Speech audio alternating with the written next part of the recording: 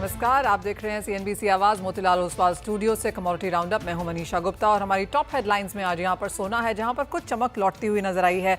अंतर्राष्ट्रीय बाजारों में ओवरनाइट यहां पर 1.5% की तेजी थी। 5 हफ्ते के हाईज पर सोना कारोबार कर रहा है और हमने एक समय पर $3400 पर आउंस भी यहां पर बनता हुआ देखा था। वहां से कुछ मुनाफा वसूली जरूर आई है, लेकिन यहां से सोने में क्या कुछ बनता हुआ रह सकता है, इस पर करेंगे चर्चा।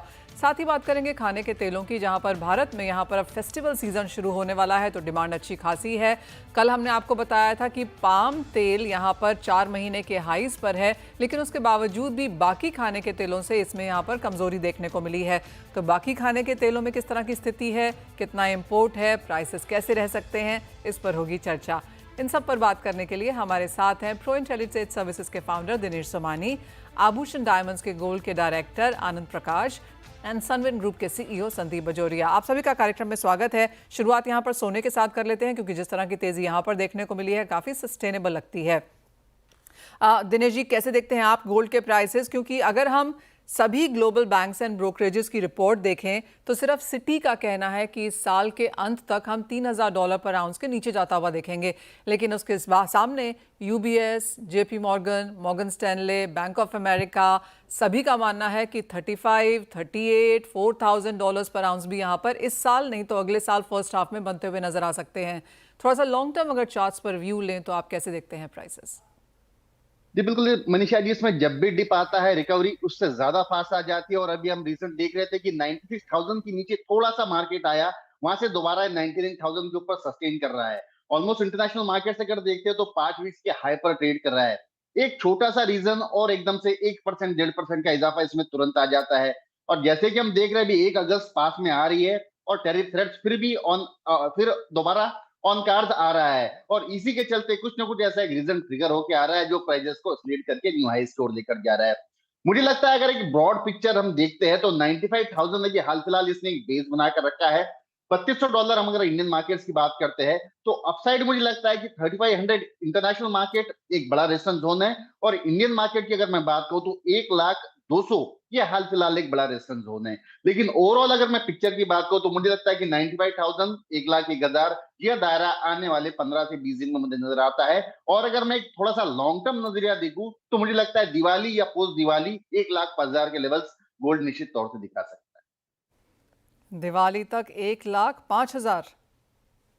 जी ऑल राइट, तो 1,05,000 के स्तर यहाँ पर दिवाली तक देखने को मिल सकते हैं। तो अगर आपने सोना अभी तक नहीं खरीदा है तो यहाँ से 5-6 हज़ार रुपए की तेजी की एक्सपेक्टेशन दिनेश जी को है। दिनेश जी, चांदी आपको कैसी लगती है? क्योंकि 39 के लेवल्स हमने देखे हैं, लेकिन अब हायर हाइज तो जरूर बने हैं, लेकिन 39 पर एक रेजिस्टेंस भी है। लेकिन इंटरेस्टिंगली भारतीय बाजारों में हमने चांदी को लाख के ऊपर, लाख और 1,07,000 के बीच में कारोबार करता हुआ देखा है।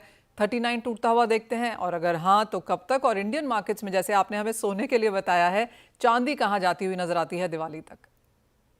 जी बिल्कुल, हमने सिल्वर में देखा कि 1,02,000 एक बड़ा रेजिस्टेंस जोन था जो क्रॉस हुआ। फिर 1,08,600 एक बड़ा रेजिस्टेंस जोन था, वो भी बड़े वॉल्यूम के साथ क्रॉस हुआ। और 1,15,000 के आसपास ही सस्टेन भी कर रहा है। मुझे लगता है सिल्वर का मोमेंटम गोल्ड के मुकाबले काफी ज्यादा स्ट्रांग और फास्ट रह सकता है। थोड़ा सा भी डिप आता है, प्राइजेस को दोबारा एक मोमेंटम मिलता है और प्राइजेस न्यू हाई की तरफ स्केल करती है। इसका डिमांड और फंडामेंटल्स भी देखते हैं अगर हम, तो डिमांड इसमें आउटपेस कर रही है सप्लाई को। और यहाँ पर जो है स्पेकुलेटिव एक्टिविटीज भी काफी ज्यादा एक्टिव है। तो मुझे लगता है कहीं ना कहीं थोड़ा भी अगर डिप मिलता है, 1,11,000 1,12,000 ये मुझे लगता है कि डाउन साइड एक बेस बनाकर चल रहा है।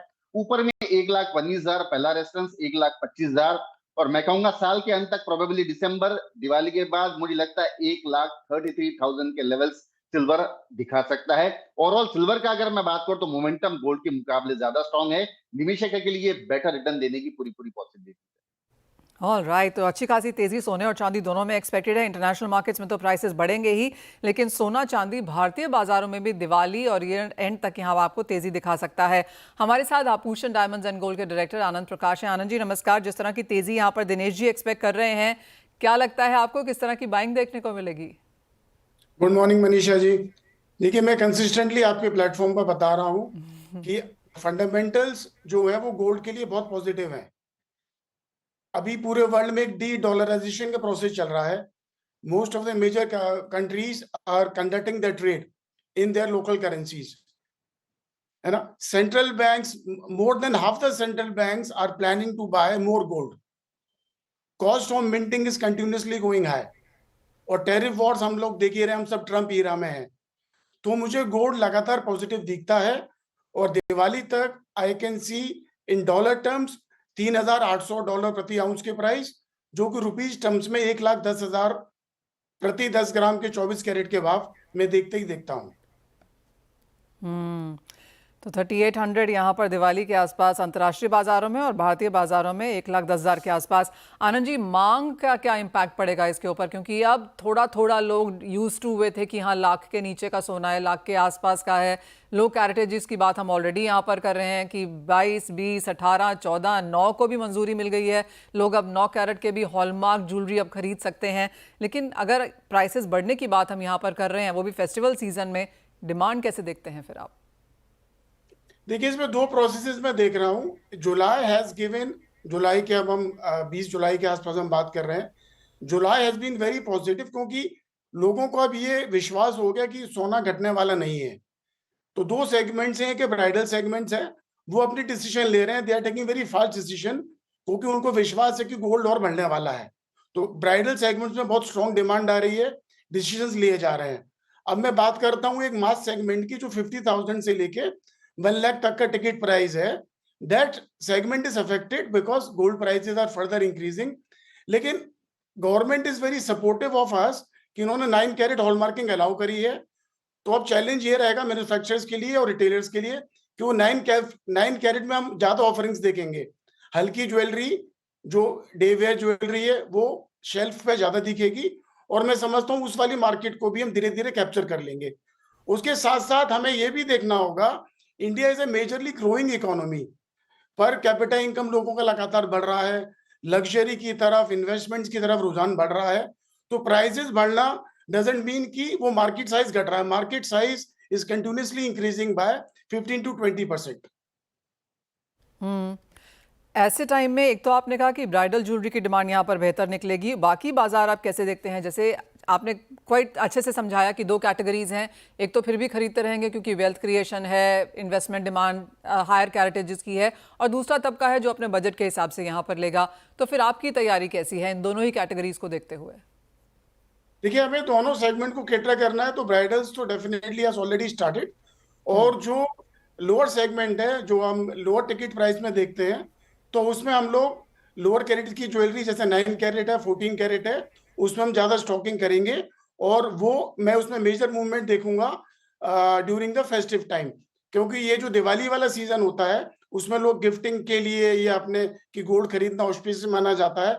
तो उसमें राइट प्राइस में अगर हम लोग ऑफरिंग दे पाएंगे, तो उसमें अच्छी डिमांड डेफिनेटली आनी है. एक फाइनल सवाल आनंद जी, और अगर हम पिछला फर्स्ट हाफ देखें जैन टू जून, तो क्लियरली थोड़ा सा डिक्लाइन या स्लो डाउन ज़रूर देखने को मिला है डिमांड के तौर पर. वैल्यू वाइज में भी आप वहीं के वहीं हो, लेकिन वॉल्यूम वाइज तो डेफिनेट डिक्लाइन है. अब इस सेकेंड हाफ में जुलाई में आपने कहा कुछ सपोर्ट बनता हुआ नजर आया है.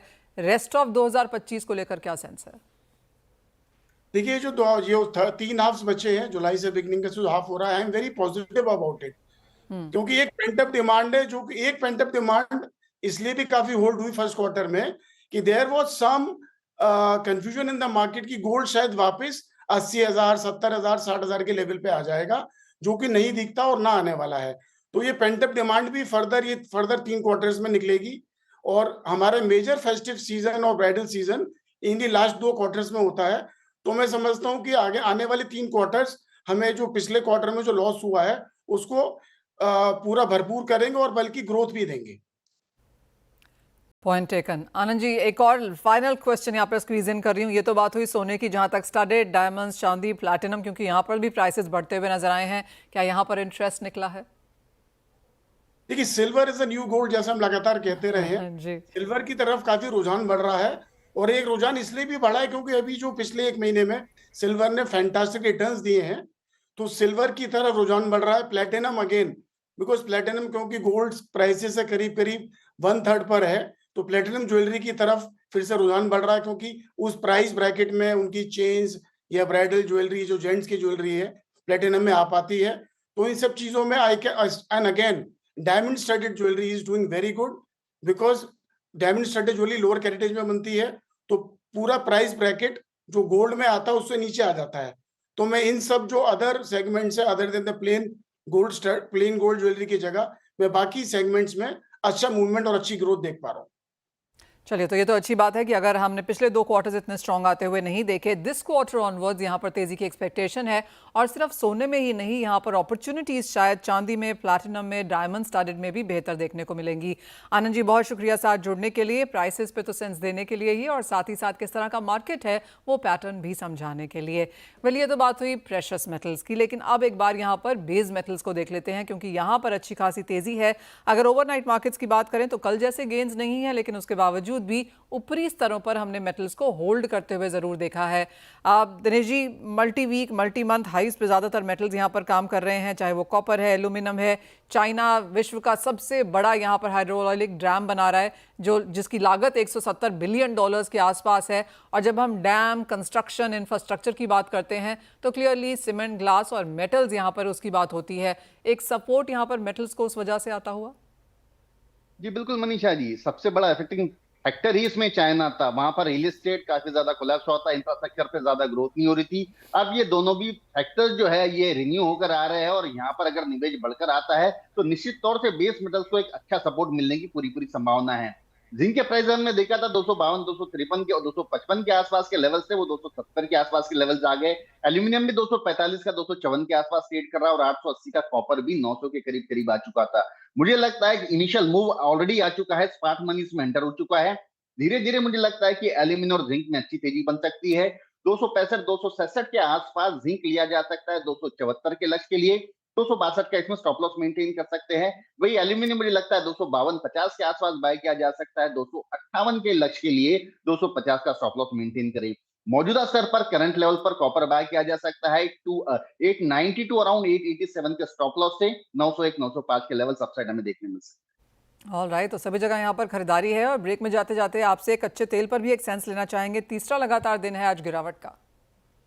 जी बिल्कुल, यहाँ पर तो जो है कि अब ये फेयर वैल्यू पर ट्रेड करा है, जैसे हम कहते हैं एमआरपी है, तो ये 5600, नीचे में डाउनसाइड मुझे लगता है कि 5550, और ऊपर में लगता है कि 5800, 5820, इस दायरे में ही मुझे लगता है आने वाले समय में ट्रेड कर सकता है। इन्फ्लेशन को यूएस में कंट्रोल करना काफी जरूरी है, और क्रूड एक ऐसा फैक्टर जो उसको दबाए रख सकता है। तो मुझे लगता है कि यहाँ मौजूदा स्तर से भी एक बार 5550 आ सकता है, ऊपर में ज्यादा से ज्यादा 5800 रुपए, यह दायरा मुझे लगता है आने वाले समय में ट्रेड करेगा। ऑल राइट, तो कच्चा तेल अपने फेयर प्राइस यानी कि एमआरपी पे है। खरीदारी की अपॉर्चुनिटीज यहाँ पर सोने, चांदी और मेटल्स में लेकिन देखने को मिल सकती हैं, तो ये आपके पोर्टफोलियो का हिस्सा जरूर होने चाहिए। लेकिन इसी नमस्कार, हमारे साथ अब सनविन ग्रुप के सीईओ संदीप बजोरिया हैं। संदीप जी नमस्कार। और सबसे पहले तो सनफ्लावर ऑयल पे यहाँ पर बात करना चाहेंगे, बिकॉज ऑफ कोर्स इंपोर्ट में इसका हिस्सा कम है, लेकिन जिस तरह का प्राइस मूवमेंट या प्राइस वॉलेटिलिटी हमने यहाँ पर आते हुए देखी है, सबसे पहले आपकी उस पर क्या सेंस है?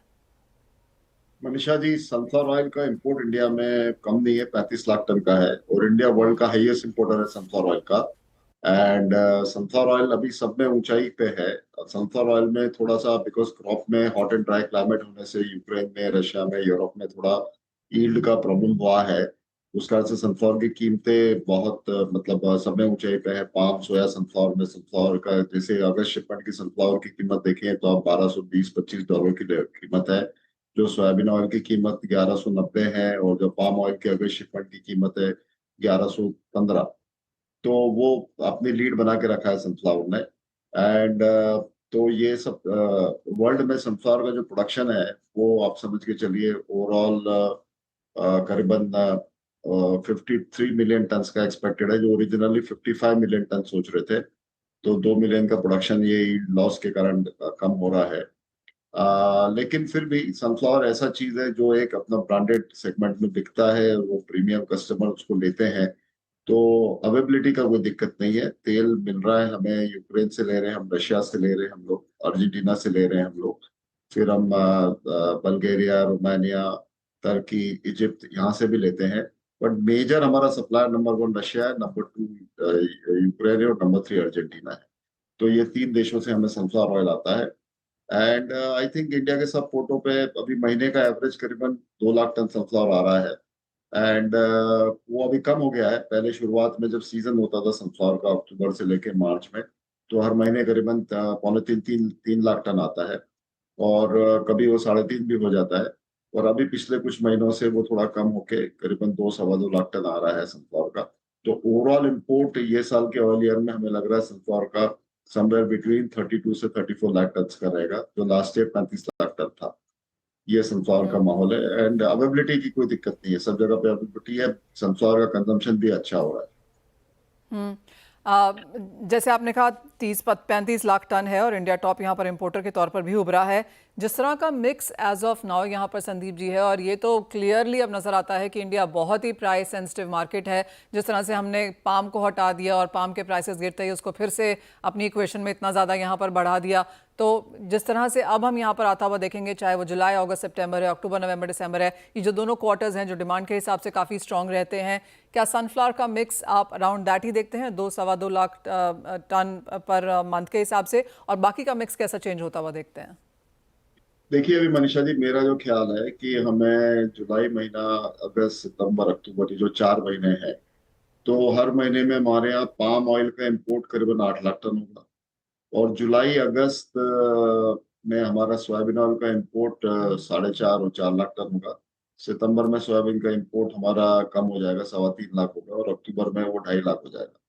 और सनफ्लावर का इंपोर्ट जो है वो मुझे लग रहा है जुलाई में हमारा करीबन 2 लाख आएगा, अगस्त में 1,80,000 आएगा, सितंबर में हमारा करीबन 1,65,70,000 आएगा, और अक्टूबर में फिर वो वापस 1,90 हो जाएगा, और नवंबर दिसंबर में 3-3.5 लाख टन का सनफ्लावर का इंपोर्ट हो जाएगा। तो इस तरीके से इंपोर्ट चल रहा है। तो overall import number, palm 8 lakh, soybean करीबन आप 3 से 4 लाख, सनफ्लावर आप समझिए 1,70,000 से 2,20,000। इस तरह से ये 4 महीनों में, जुलाई, अगस्त, सितंबर, अक्टूबर में एडिबल ऑयल का टोटल इंपोर्ट करीबन आप समझ के 14.5 से 15 लाख टन हर महीने का होगा। और अभी फेस्टिवल सीजन हमारे सामने है, तो इतना इंपोर्ट हमें नेसेसरी है। ये ना तो एक्सेसिव इंपोर्ट है ना अंडर इंपोर्ट है, ये एक प्रॉपर ऑप्टिमम इंपोर्ट लेवल है जो हम लोग अचीव कर पा रहे हैं। और डोमेस्टिक क्रॉप में हमारे देखिए, जैसे सरसों का क्रॉप है, कीमतें बहुत ऊंचे हैं, कॉटन सीड की ऊंची है, ग्राउंडनट की ऊंची है, तो इम्पोर्टेड ऑयल ही एक सहारा है कि जो प्राइस मेंटेन करके रखा है और प्राइस को लोअर प्राइस में वो माल बिक रहा है। तो आई थिंक पॉपुलेशन के लिए, आई थिंक अभी इस मोमेंट पे तो इम्पोर्टेड ऑयल ही एक रीजनेबल ऑफरिंग दे पा रहा है। और इम्पोर्ट्स इस तरीके से जो आएंगे 14.5-15 लाख टन के, वो हमारा पूरा फेस्टिवल सीजन में सफिशिएंट अवेलेबिलिटी देश के हर कोने में, हर ऑयल की, जैसा कंज्यूमर का टेस्ट है, जहां से वो आ रहे हैं उस तरह का तेल अवेलेबल रहेगा। वो सब में बड़ी बात है, और हमें खुशी है कि हमारा ट्रेड इंडस्ट्री इसमें पूरी तरह से हाथ बटा पा रहा है।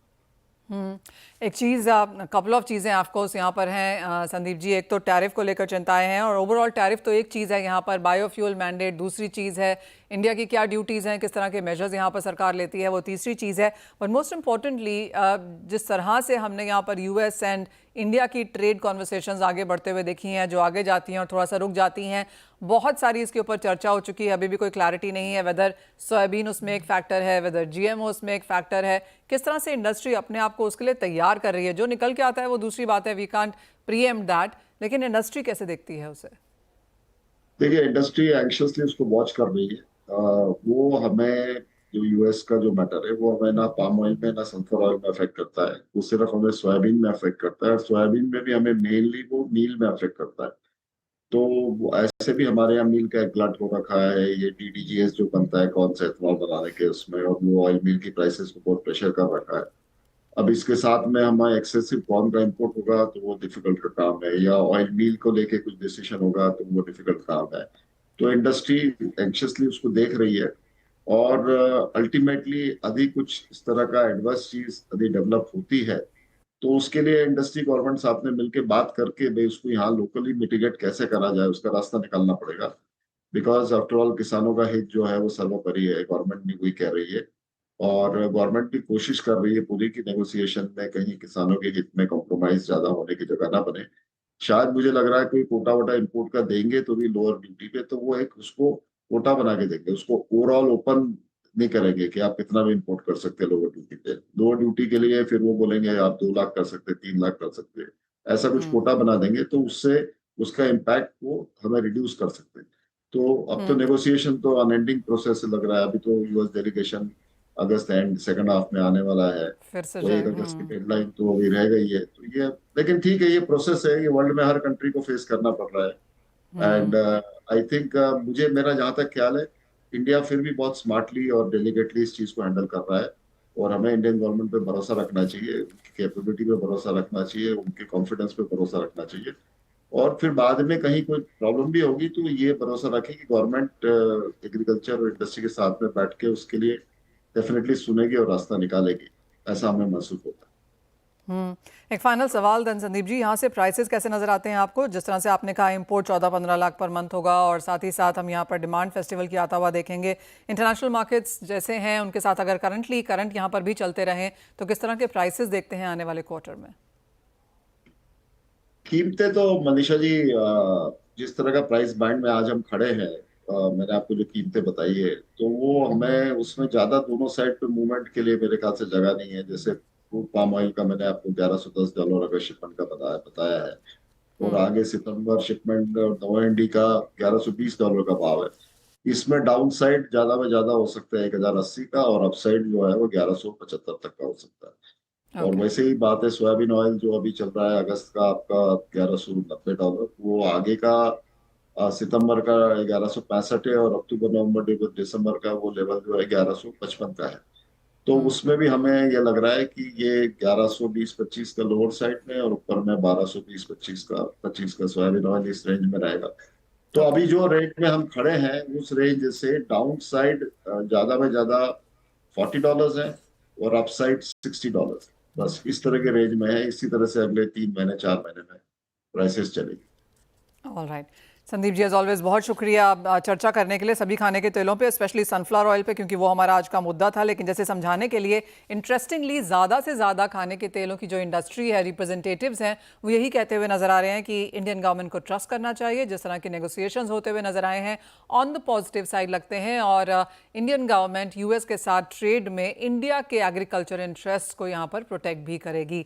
वेल, एग्रीकल्चर की बात कर रहे हैं तो जाने से पहले दिनेश जी आपका भी एक सेंस लेना चाहेंगे। कैसे देखते हैं आप ओवरऑल सेक्टर को, और यहाँ से आपको क्या लगता है कहाँ जा रहा है इंडिया का agriculture in sense of prices, production and trade? बिल्कुल मनीषा जी, प्राइसेस तो ऑलमोस्ट सारी कमोडिटीज की स्टेबल है। एडिबल ऑयल में थोड़ा सा मूव आया है, लेकिन सनफ्लावर जैसे आपने कही 8 मंथ्स के लो पर चल रहा था, वहां से एक रिकवरी आनी थी, आई है। अगर हम यूएस सीबोर्ड की बात करते हैं तो $55 के आसपास ट्रेड कर रहा है। अगर केएलसी की बात करते हैं तो 4250 के आसपास ट्रेड कर रहा है। पल्सेस में मैं चने की बात करूं खास करके तो निचले स्तर से करीब करीब 400-500 रुपए की खास तेजी आई है। डिमांड के चलते जैसे आपने कहा कि फेस्टिवल सीजन सामने है, अभी हमारे यहाँ गणेश जी आएंगे अगस्त में, फिर नवरात्रि आएंगे, और एक सीजन शुरू होने की उसकी तैयारी में जो है अभी प्राइजेस में थोड़ा सा इजाफा निकला है, डिमांड निकल कर आई है। बट ओवरऑल मुझे लगता है कि प्राइजेस आने वाले समय में इस डिमांड के चलते ही थोड़ी ऊपर आनी है। ओवरऑल सप्लाई हमारे पास निरंतर है, सफिशिएंट है, तो प्राइजेस एक रेंज बाउंड एक्टिविटी में ट्रेड करते आते हैं। ऑल राइट, तो कोई बहुत ज़्यादा तेज़ी या मंदी की एक्सपेक्टेशन नहीं है। फाइनली एक रेंज बाउंड ट्रेड एग्रीकल्चर में आने वाले समय में देखने को मिल सकता है। दिनेश जी बहुत शुक्रिया साथ देने के लिए, एग्री एंड नॉन एग्री दोनों पर ही अपनी राय भी शेयर करने के लिए। वेल, इसी के साथ एक ब्रेक का समय है, हम लौटेंगे तो बात करेंगे इक्विटीज़ पर।